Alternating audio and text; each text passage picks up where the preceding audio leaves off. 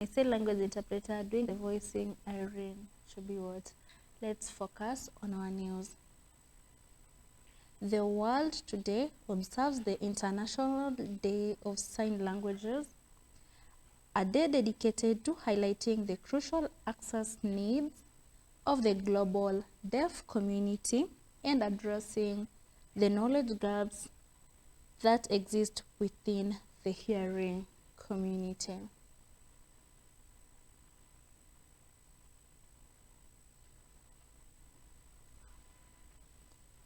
According to the World Federation of the Deaf, there are more than 70 million deaf people globally, with over 80% residing in developing countries.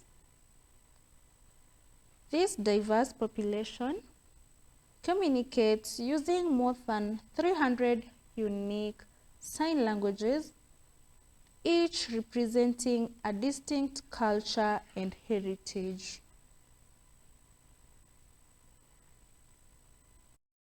Hello everybody, my name is Tobias Somondi, a sign language interpreter here with Science Media.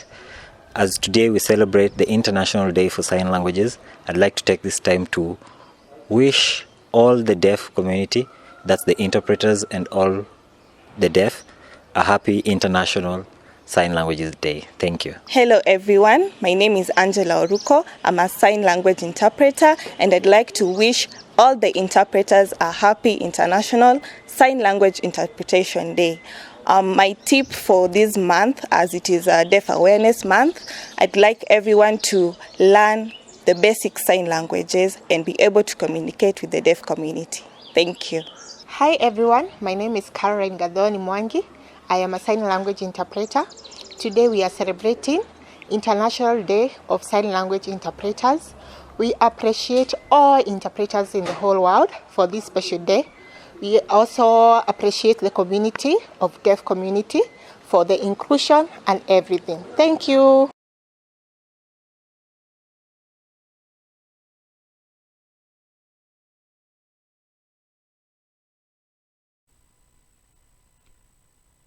Moving on, President William Ruto has publicly criticized several countries for their inaction and stalling of efforts to restore peace in Haiti despite repeated pledges of support.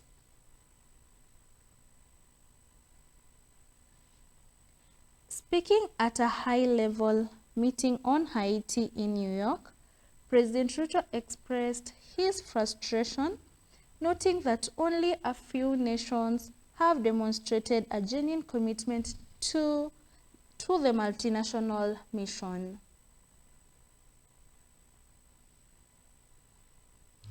The president reaffirmed his country's unwavering commitment to the mission, stating that Kenya will not withdraw its forces until Haiti achieves stability and self-reliance. He vowed that Kenya would stand with the Haitian people through this crisis. I must be as candid as I can on this matter because I believe that the situation in Haiti can be solved. It is not mission impossible. I believe that the international community must do for the people of Haiti what is right. The people of Haiti, the women, the children who go to school there, I think deserve the support of the international community. What is going on in Haiti is unacceptable. It is indefensible. It is simply wrong. That we cannot marshal the support that is necessary for us to stabilize Haiti, to drive out the gangs. The gangs, in my very honest opinion, are cowards with very minimal intervention. They have literally gone into hiding, occasionally showing up. It's a guerrilla warfare of some sort. And therefore, I thought I would use this meeting to bring to the attention of the international community that the situation in Haiti can and must be solved. I am happy that we are now having a conversation about the successor mission to MSS, but I thought I would bring to this gathering some insights on how success would look like. Because if we don't correct the mistakes of the past, we will most unlikely succeed. If we are sending an additional security team to Haiti, the mandate must be clear. Number one, we must be very clear on the mandate of what it is supposed to achieve. Number two, we must have a predictable resource package. It cannot be what Kenya has gone.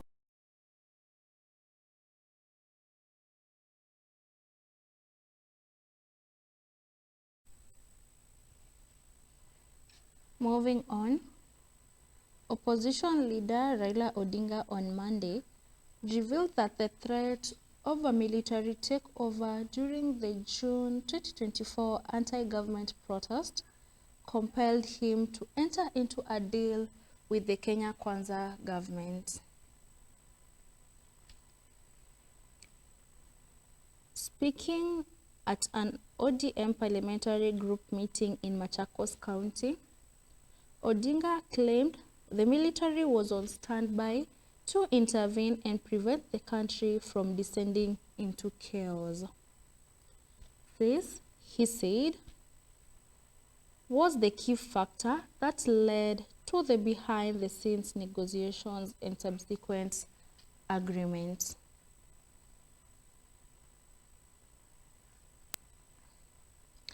Odinga also dismissed claims that the party was not fielding a candidate in the 2027 presidential race. The protests, which were led by the opposition coalition Azimio la Umoja, were a response to the government's controversial finance bill, which aimed to increase taxes on various goods and services.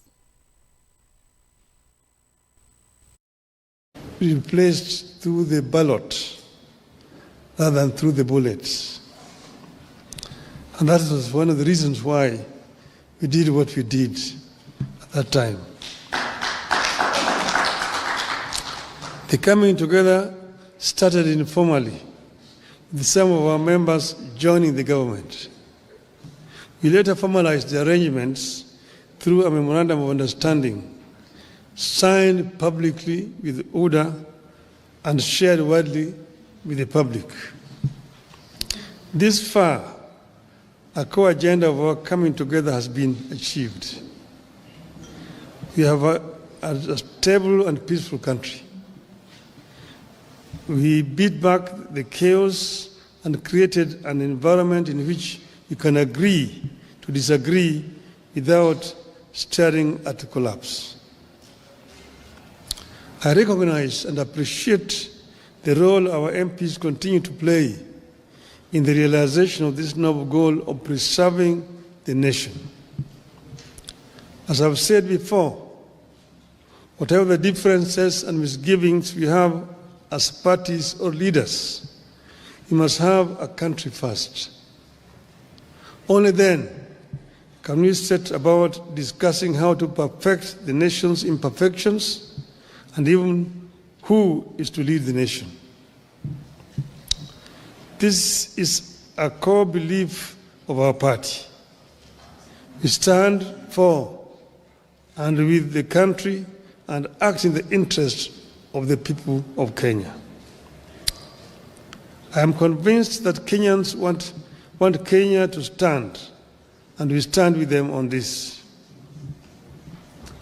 Ronald Reagan used to tell Americans, and I quote, "If we ever forget that we are one nation under God, then we will be a nation gone under," unquote.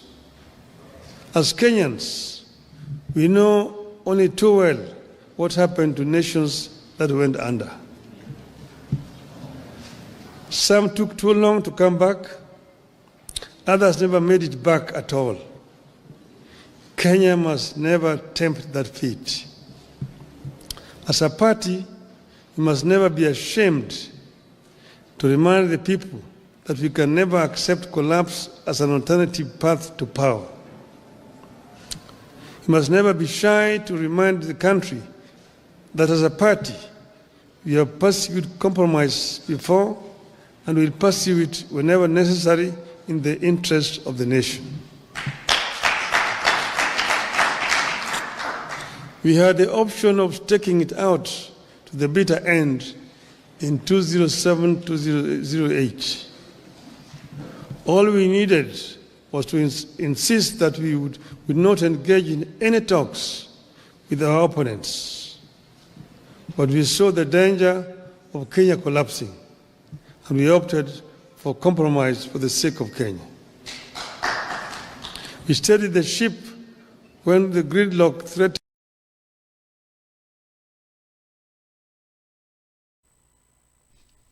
On to our other news. Interior Cabinet Secretary Kipchumba Murkomen has reiterated his defense of police officers who requested fuel support from the public, insisting that it is a service necessity and not an act of corruption.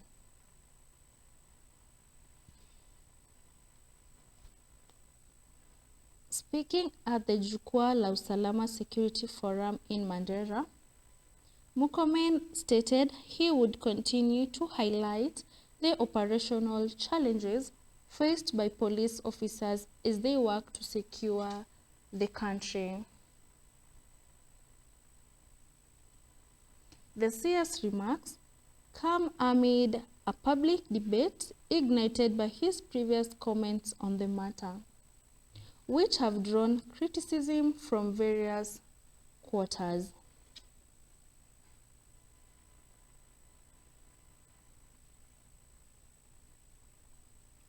During the forum, Murkomen also announced a significant new security measure for the border county, which is frequently targeted by Al-Shabaab militants.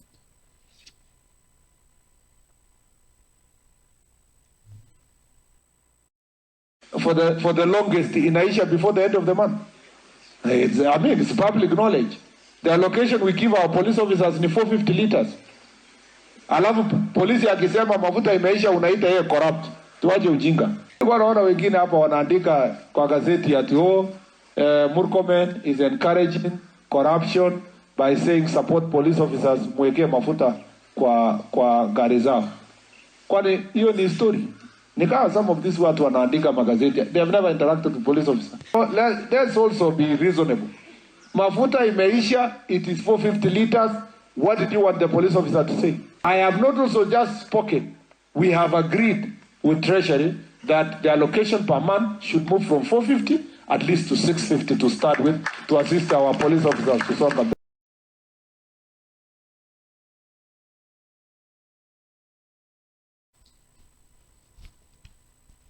Moving on, members of parliament have resumed their sittings this week, facing a heavy legislative agenda as a cloud of corruption hangs over the House, casting doubts on the integrity of the institution. The return to the legislative calendar is expected to be dominated by a number of crucial bills and reports. Among the key items on the agenda is the review of reports from various parliamentary committees.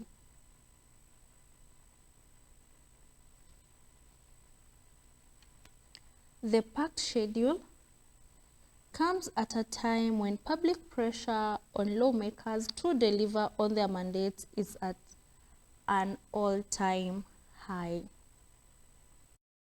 A few members of your committee collected 10 million shillings so that you could pass that law on anti-money laundering. Did you get the money?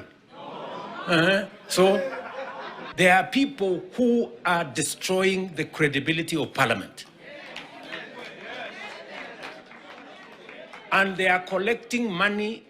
Go back to Parliament. We are still working on areas whereby we can be able to manage on resource management and mobilization. We will look into the bill, we'll make the right decision, but we want to encourage Kenyans that we cannot rely on borrowing as a way of doing projects for Kenyans. We need to concentrate on generating our own source revenue. The worst part of it is that quite a number of students are at home as we speak right now because there are lack of school fees. Money for CDF has not been dispersed. We are being told that CDF is illegal or whatever. Like in this case from Sabatia, you know, we have so many challenges. There are no fees. There are children who go to school, they have no parents. Some of them have challenges in raising school fees. And until today in the morning, I have received like 70 cases of people calling me that they need assistance in payment of school fees.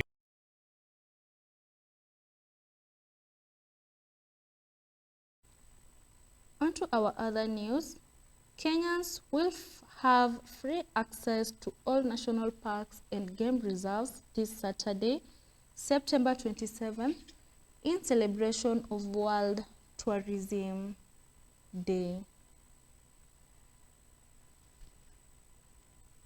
The initiative, announced by Cabinet Secretary for Tourism and Wildlife, Rebecca Miano, is intended to allow Kenyans to experience the country's natural heritage and deepen their commitment to conservation.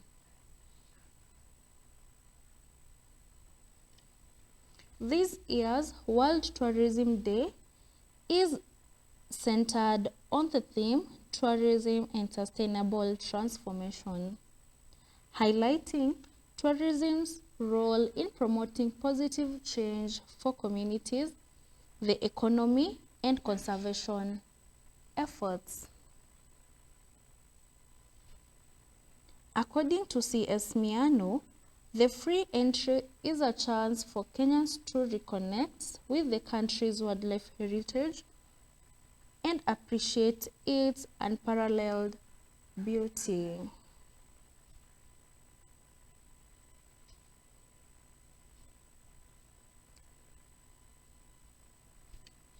The public is advised to follow specific guidelines for free entry. For more information, citizens can visit the official KWS website at www.kws.go.ke.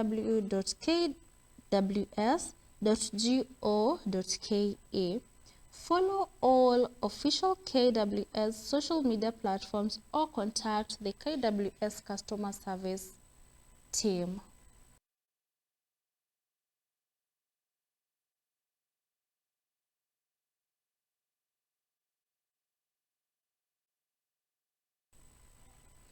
Moving on, the court has named former British soldier Robert Parkes as the primary suspect in the 2012 murder of Agnes Wanjiru, a Kenyan mother whose body was found in a septic tank near British Army training base in Nanyuki.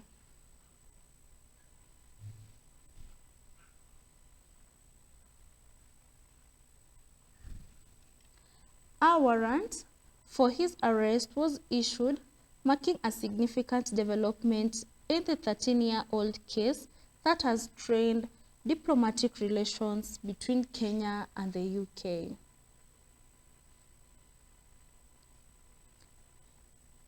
The body of Agnes Wanjiru, a 21-year-old hairdresser, was discovered in a septic tank at the Lions Court Hotel in June 2012, 2 months after she was last seen with British soldiers at the establishment.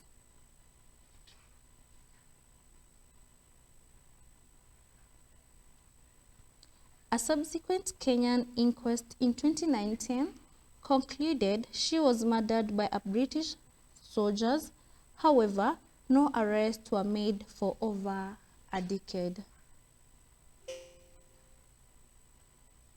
The case gained renewed attention in 2021 following a report by media that revealed accounts from several British soldiers who claimed a fellow soldier had confessed to the killing. The new evidence prompted Kenyan authorities to reopen the investigation, leading to the identification of Parkes.